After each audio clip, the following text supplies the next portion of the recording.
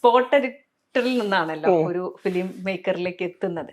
ഇപ്പൊ ഫെമിനിച്ചി ഫാത്തിമ എന്നുള്ള ഒരു കഥ മനഃപൂർവ്വം തയ്യാറാക്കുകയായിരുന്നോ? അതായത് അങ്ങനെ ഒരു സിനിമ തന്നെ ആദ്യം ചെയ്യണം എന്നുള്ള ആഗ്രഹത്തില്, അല്ലെങ്കിൽ എഴുതി വന്നപ്പം ആ കഥ സംഭവിച്ചു പോവുകയായിരുന്നു? അല്ല, അങ്ങനെയല്ല നമ്മൾ. ഇത് ഞാൻ കുറച്ചു കാലങ്ങളായിട്ട് സിനിമ ഡയറക്റ്റ് ചെയ്യാൻ ശ്രമങ്ങൾ നടത്തിക്കൊണ്ടിരിക്കുക. ഞാൻ സ്ക്രിപ്റ്റൊക്കെ എഴുതിയിട്ട് എൻ്റെ ഓൾറെഡി എഴുതിയ സിനിമകൾ ചെയ്യാന്നുള്ള പ്ലാനാണ് എനിക്കുണ്ടായിരുന്നത്.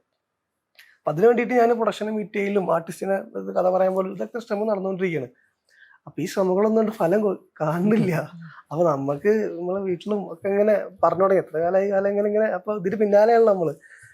അപ്പോൾ വീട്ടുകാർ ഇങ്ങനെ എന്താണ് ഒന്നും ആവണില്ല, എന്താണെന്നാണ് പറഞ്ഞുകൊണ്ടിരിക്കുന്നുണ്ട്, ചെയ്യാൻ പറ്റില്ല. അപ്പം ഞാനായിട്ട് എടുത്ത ഡിസിഷൻ ഒരു പടമെങ്കിലും എനിക്ക് ചെയ്യണം എന്നുള്ള. സ്വന്തമായിട്ട് സിനിമ ചെയ്യാന്നുള്ള തന്നെയാണ് എൻ്റെ അൾട്ടിമേറ്റ് സാധനം. എന്തുകൊണ്ട് എനിക്ക് സിനിമ ചെയ്തുകൂടാന്നുള്ളതാണ് എനിക്ക് തോന്നിയ ഫസ്റ്റ് പോയിട്ട്. അപ്പം ഞാൻ അങ്ങനെ തിങ്ക് ചെയ്തതിന് ശേഷം ഞാൻ ആദ്യം ആലോചിച്ചത് അതിന് പറ്റിയൊരു കഥയാണ്. അതായത് എൻ്റെ നാട്ടിൽ നിന്ന് എൻ്റെ ചുറ്റുപാടിൽ എനിക്ക് എൻ്റെ ഇതിൽ നിൽക്കുന്ന രീതിയിൽ സിനിമ ചെയ്യണം. അപ്പം അങ്ങനെ ഞാൻ ആലോചിച്ചപ്പോൾ എനിക്ക് വന്ന ടൈറ്റിലാണ് ശരിക്കും ഫസ്റ്റ് ടൈറ്റിലാണ് കിട്ടിയത്, ഫെമിനിച്ചി ഫാത്തിമ എന്നുള്ള. ആ ടൈറ്റിൽ വന്നതും ഒരു സോഷ്യൽ മീഡിയയിൽ നിന്ന് ഞാനൊരു വീഡിയോ കണ്ടുകൊണ്ടിരിക്കുക. ഒരു 2 താത്തമാരുടെ ഡാൻസ് കളിക്കണേ. അപ്പം അതിൻ്റെ അടിയിൽ ഒരാൾ കമന്റ് ചെയ്ത് ഫെമിനിറ്റികൾ. അപ്പം ഞാനത് എങ്ങനെ പറയണത്, നമ്മളത് കണ്ടിട്ട് ഭയങ്കര രസമായിട്ടാണ് നമ്മൾ ആസ്വദിച്ചത്. അതിൻ്റെ അടിയിൽ നിന്ന് ഇങ്ങനെ കമന്റ്. അപ്പം ഇവിടെ നിന്നാണ് എനിക്ക് ആ ടൈറ്റിൽ കിട്ടിയത്. ടൈറ്റിൽ കിട്ടിയിട്ട് ഞാൻ ഈ സാധനം വെച്ചിട്ട് ഞാനൊരു സ്ക്രിപ്റ്റ് ഡെവലപ്പ് ചെയ്ത്.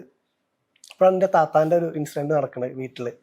ഇങ്ങനെ താത്താൻ്റെ കുട്ടി ബെഡിൽ മൂത്രയിക്കണ്. ഞാൻ നിൽക്കാൻ പോയത് അവിടെ ഒരു ദിവസം. അപ്പോൾ പിറ്റേ ദിവസം രാവിലെ എണീക്കണ എൻ്റെ താത്ത ഇങ്ങനെ ചീത്ത പറഞ്ഞുകൊണ്ടിരിക്കുക താത്താൻ്റെ കുട്ടീനെ, ബെഡിൽ മൂത്രയിച്ചില്ല അങ്ങനെ പറഞ്ഞ ചീത്ത കൊടുക്കുക. അപ്പോൾ ആ സമയത്ത് താത്ത പറഞ്ഞ രണ്ട് ഡയലോഗാണ് എനിക്ക് സ്ട്രൈക്ക് ചെയ്തത്.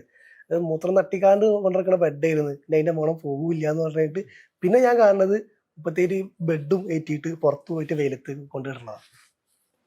അപ്പൊ എനിക്ക് മനസ്സിലായി ഓളെ എത്രത്തോളം ബെഡിനെ കെയർ ചെയ്യുന്നുണ്ട്. ആ ഒരു വിഷമ മൂത്ത തട്ടിക്കാണ്ട് കൊണ്ടുനടക്കുന്ന ബെഡ് എത്ര കാലം ഇതിന്റെ മണം പാപ്പന് എത്ര കാലം മണം നോക്കണം. അപ്പൊ ഈ സാധനമൊക്കെ എനിക്ക് കളക്ട് ആയി.